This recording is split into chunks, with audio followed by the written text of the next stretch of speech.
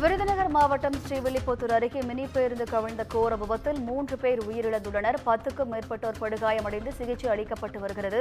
கூடுதல் விவரங்களை செய்தியாளர் செந்தில் வழங்க கேட்கலாம். வணக்கம் செந்தில், இந்த விபத்து எவ்வாறு நேர்ந்தது? கூடுதல் விவரங்களை பதிவு பண்ணுங்க.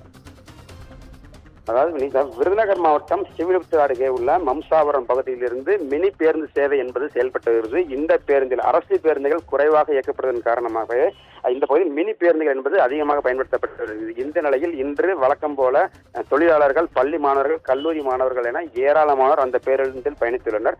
இந்த சாலை மம்சாபுரம் ஸ்ரீவில்லிபுத்தூர் சாலை மிகவும் குறுகலான சாலை. இந்த சாலையை சீரமைக்க வேண்டும் என ஏற்கனவே கோரிக்கை மனுக்கள் ஏராளமாக அளிக்கப்பட்டுள்ள நிலையில் மம்சாபுரம் பகுதியிலிருந்து ஸ்ரீவில்லிபுத்தூர் வரக்கூடிய சாலையில் ஓட்டுநர் கட்டுப்பாட்டை இழந்து வலதுபுறமாக பேருந்து கவிழ்ந்த விபத்தில் சம்பவ இடத்திலேயே 3 பேர், குறிப்பாக பள்ளி மாணவர்கள் 2 உட்பட 3 பேர் பலியாகியுள்ளனர். 10க்கும் மேற்பட்டோர் படுகாயமடைந்து ஸ்ரீவில்லிபுத்தூர் அரசு மருத்துவமனையில் சிகிச்சை பெற்று வருகின்றனர்.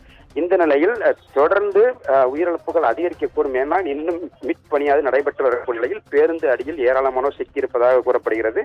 தொடர்ந்து மீட்பு பணி என்பது நடைபெற்று வருகிறது. சம்பவ இடத்தில் காவல்துறையினர் குவிக்கப்பட்டுள்ளனர்.